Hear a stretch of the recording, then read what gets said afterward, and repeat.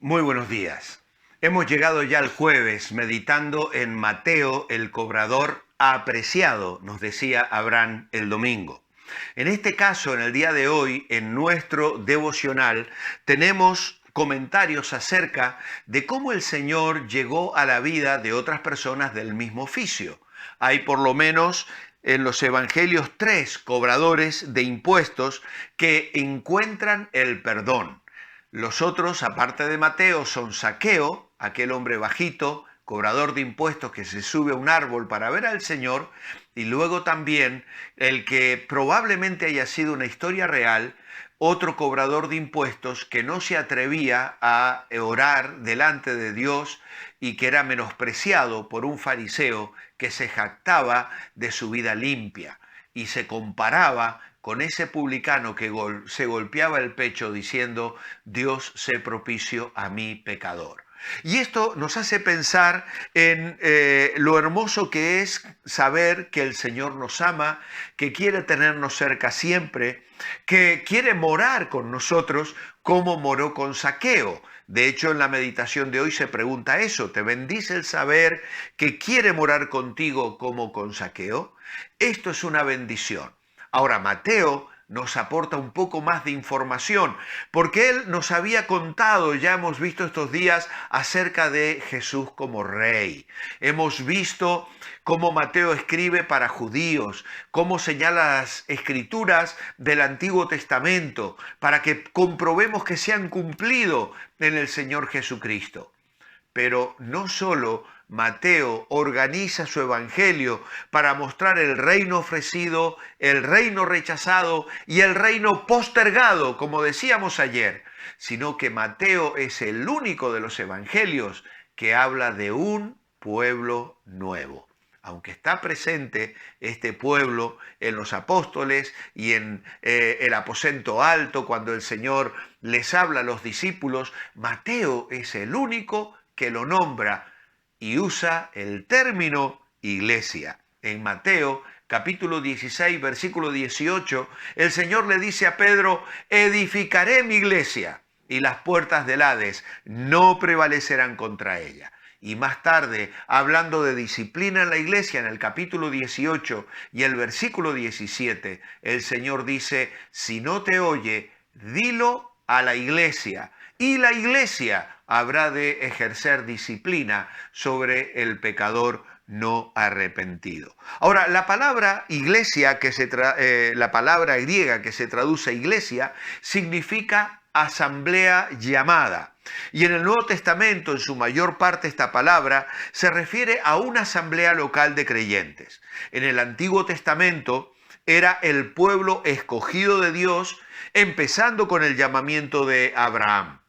Más tarde, en Hechos de los Apóstoles, cuando Esteban está hablando ante el concilio, llama a la nación de Israel la congregación en el desierto, la asamblea en el desierto o la iglesia en el desierto, porque ellos eran llamados pueblo por parte de Dios. Pero la iglesia del Nuevo Testamento es un pueblo diferente, se compone tanto de judíos y de gentiles. Gálatas 3:28 nos dirá que no habrá distinciones raciales, ni judío, ni griego, ni hombre, ni mujer, ni esclavo, ni siervo, ni libre. Todos somos uno en Cristo Jesús. Ahora, cuando Mateo escribió principalmente para los judíos, tiene en su libro un elemento universal que incluye a los gentiles. Y esto es realmente extraordinario. El Espíritu Santo le inspiró para que en medio de su relato Mateo fuera encajando. Por ejemplo, cuando nace Jesús, los primeros que quieren adorar al niño son representantes gentiles, los magos que vienen de Oriente preguntando dónde ha nacido el rey de los judíos. Más tarde vemos al Señor realizando milagros para personas gentiles e incluso elogiándoles por su fe en Mateo capítulo 8, versículo 5 y en Mateo capítulo 15, versículo 21 al 28. El Señor habla bien de la fe que le sorprende ver en personas que no pertenecían al pueblo de Israel, pero que daban un ejemplo de confianza y de esperanza en Dios. Hay una alabanza a la reina de Seba por su disposición de hacer un largo viaje para oír la sabiduría divina que habitaba en Salomón. Incluso en una hora de crisis en su ministerio, Jesús acudió a una profecía respecto a los gentiles en el capítulo 12, versículos 14 al 21, que vamos a mirar rápidamente.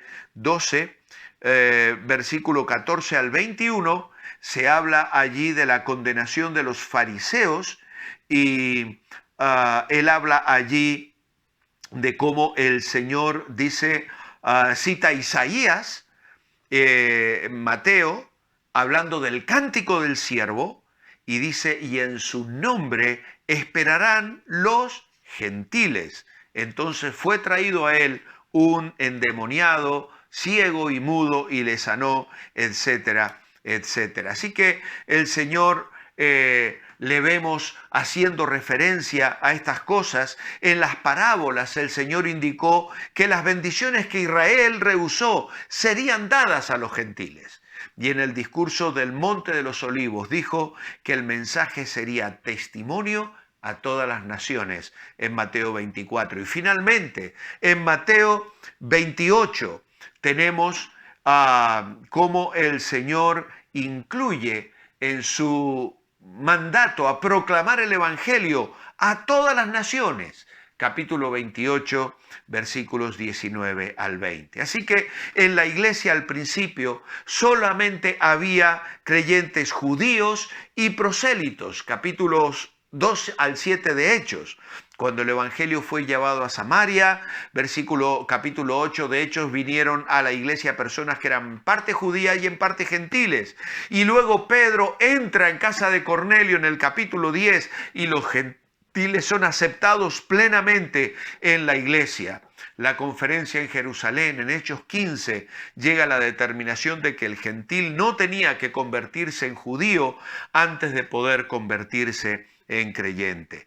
Así que Mateo ve todo esto con antelación.